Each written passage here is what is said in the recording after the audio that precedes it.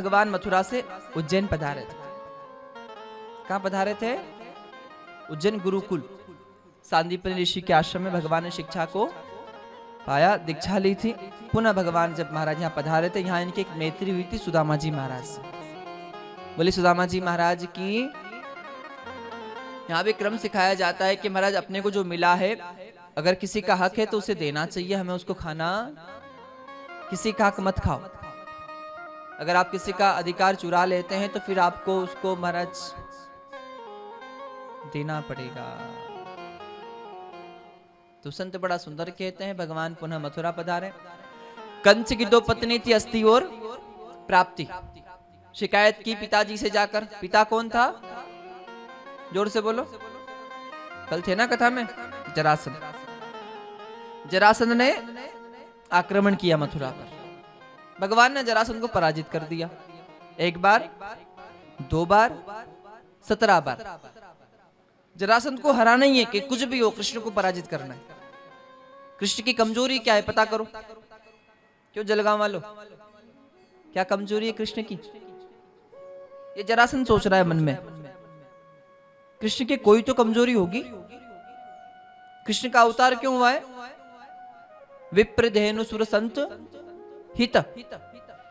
ब्राह्मण, वैष्णवजन, साधुजन, भक्तजन, गोमाता और धर्म की स्थापना करने के लिए भगवान का अवतार हुआ है। इनकी रक्षा करने के लिए अवतार हुआ है ना। तो क्यों ना आप अपनी सेना में ब्राह्मणों को लेके चलें, संतों को लेके चलें, वैष्णवों को लेके चलें। और अपनी सेना में सैनिक अगर वैष्णव जन होंगे, ब्राह्मण जन होंगे, साधु जन होंगे, तो कृष्ण हथियार डाल देंगे, उनको पराजित कर देंगे। तो बहुत ध्यान देना। इस जरासंध ने ब्राह्मणों को भोजन के लिए बुलाया, पंडितों को, वैष्णव जनों को भोजन के लिए बुलाया, सबको भोजन करवाया भाव से। इसके मन में कपड़ा था, पंडितों को ये पता नहीं था। पंडितों ने बहुत भाव से भोजन खाया और भोजन पाने के बाद पंडित जी ने कहा, भैया हम आपके भोजन से बड़े संतुष्ट हैं, प्रसन्न हैं, आपको जो वरदान चाहिए सो मांग लो। ब्राह्मण के पेट में आशीर्वाद। समझ में नहीं आएगा आपको, पर ठीक है, कहो राधे राधे। जैसे कहते हैं ना, नमस्कार प्रियो भानु जलधारा प्रियो शिवा, ब्राह्मण मोदक प्रिय है महाराज। नमस्कार प्रियो भानु जलधारा प्रियो शिवा, अलंकार प्रियो कृष्णा, ब्राह्मण मोदक प्रिय। सूर्य को प्रसन्न करना है तो सूर्य नमस्कार कीजिए, शिव जी को प्रसन्न करना है तो जल की धारा चढ़ाइए, और कृष्ण को प्रसन्न करना है तो उनका श्रृंगार कीजिए, और पंडित जी को प्रसन्न करना है तो बढ़िया मीठे लड्डू खिलाइए महाराज। सच्ची ये सब शास्त्र में लिखा है। ब्राह्मण मोदक प्रिय, तो ब्राह्मण आशीर्वाद देते।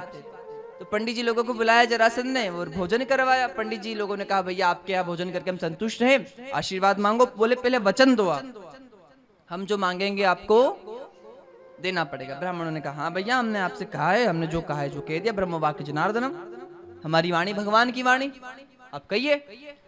जरासंध ने कहा, करना कुछ नहीं है, हमारी सेना युद्ध करने जा रही है और आपको हमारे सैनिकों के वस्त्र धारण करना है और हमारी सेना के आगे चलना है, पीछे हमारी सेना चलेगी। ब्राह्मणों को सैनिकों के वस्त्र पहना, एक हाथ में भाला, एक हाथ में ढाल दी, साधुओं को आगे कर दिया। मथुरागढ़ को आसपास से घेर लिया गया।